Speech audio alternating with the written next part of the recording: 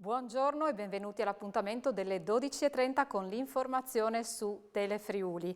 È arrivata la bozza del report della cabina di regia.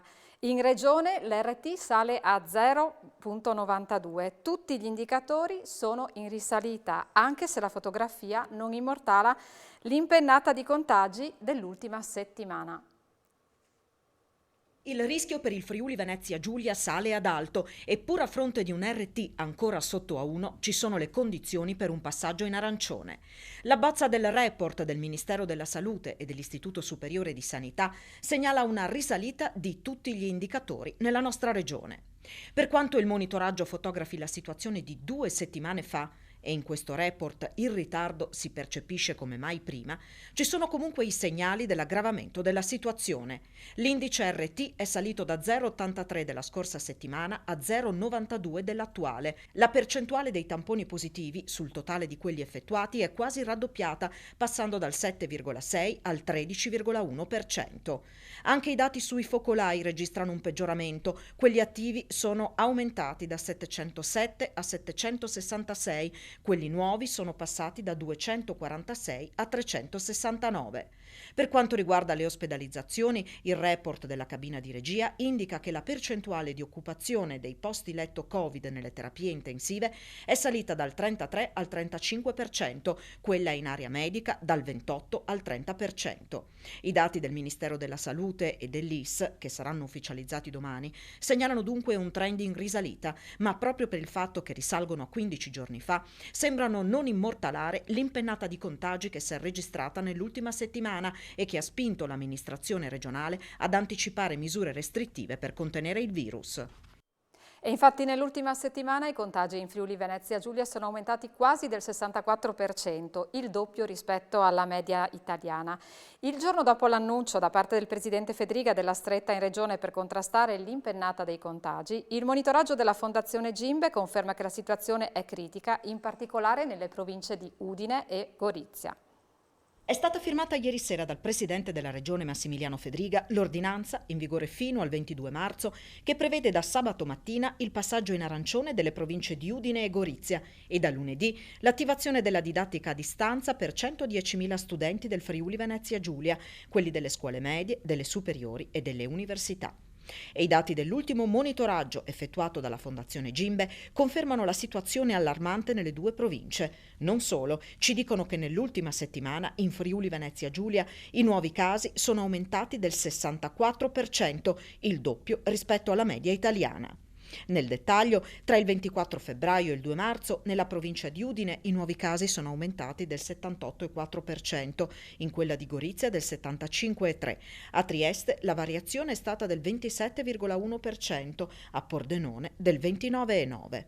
Complessivamente, nella regione risultano in peggioramento gli indicatori relativi ai casi attualmente positivi per 100.000 abitanti, sono 846, e alle variazioni percentuali dei nuovi casi, 63,8%.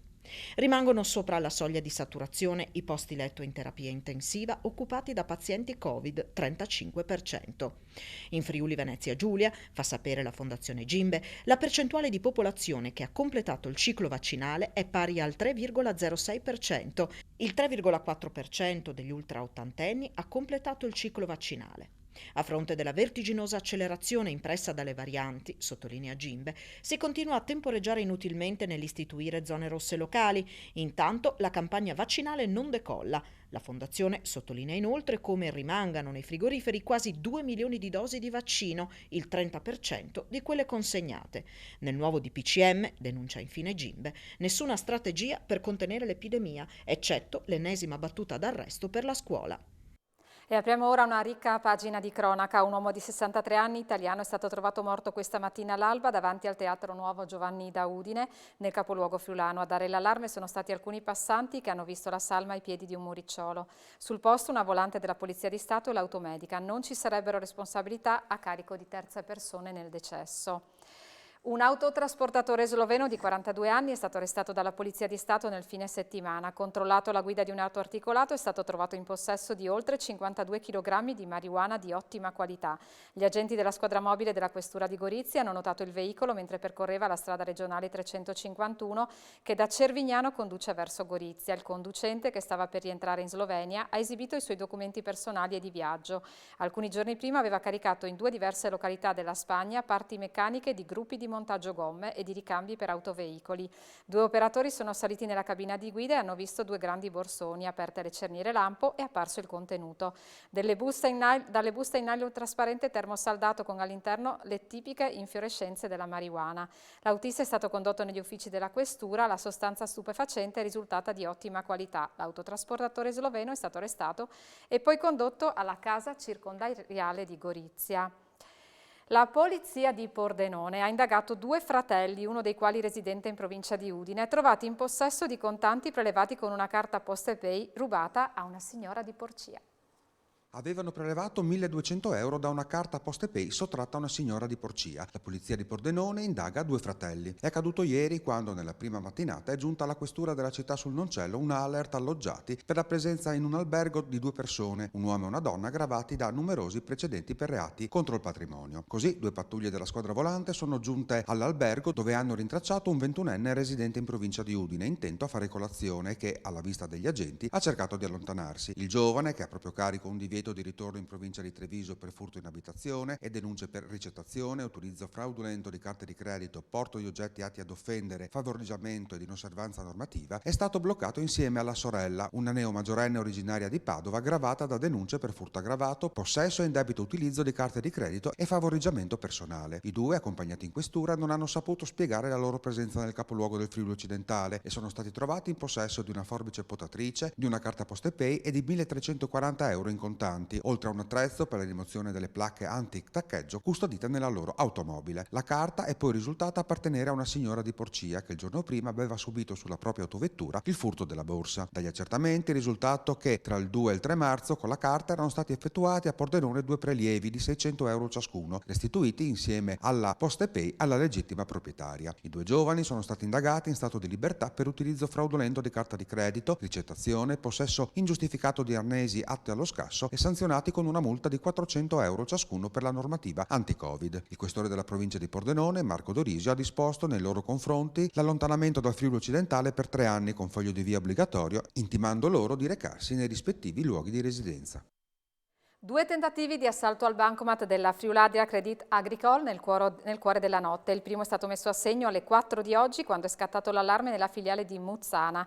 La banda però non è riuscita a mettere a segno il colpo ma solamente a danneggiare il sistema di videosorveglianza e forse gli stessi malviventi sono responsabili del secondo tentativo di assalto al bancomat della medesima banca a Bibione intorno alle 4:30. Il servizio di vigilanza privata in questo caso ha notato attraverso il monitor della centrale di controllo la presenza di 3 persone che stavano armeggiando in maniera sospetta attorno allo sportello automatico. Il loro tempestivo intervento li ha messi in fuga, nulla è stato danneggiato. Sul posto i carabinieri di Latisana e della compagnia di Portogruaro. Versa in gravi condizioni un uomo di 50 anni che questa mattina è rimasto coinvolto in un grave incidente stradale a San Daniele del Friuli. In sella alla sua moto si è scontrato con una vettura Tiguan tra via Valeriana e viale Venezia di fronte al supermercato Coop. Stabilizzato dal personale sanitario è stato trasportato d'urgenza all'ospedale di Udine. Sul posto i vigili del fuoco, l'elicottero sanitario e la polizia locale per i rilievi. Incidente stradale tra una Peugeot e un Alfa Romeo nel pomeriggio di ieri sotto il viadotto Ragazzi del 99 a Gorizia. I 2 veicoli si sono scontrati e sono finiti fiancata contro fiancata, feriti in maniera lieve i 2 conducenti. Sul posto sono intervenuti i vigili del fuoco per la messa in sicurezza dei mezzi e della sede stradale, oltre a un'ambulanza. Ancora incidenti stradali causati da animali selvatici. Ieri sera sulla strada della Mainizia a Gorizia il conducente di una Renault si è visto sbucare improvvisamente dalla boscaglia un capriolo e l'ha travolto uccidendolo. Illeso l'automobilista ma notevoli danni alla macchina. Intorno a mezzanotte poi un incidente simile si è verificato sulla Ponte Bana Malborghetto, sempre per l'attraversamento improvviso della carreggiata da parte di un capriolo. Sono intervenuti i vigili del fuoco, i carabinieri e il servizio recupero fauna selvatica.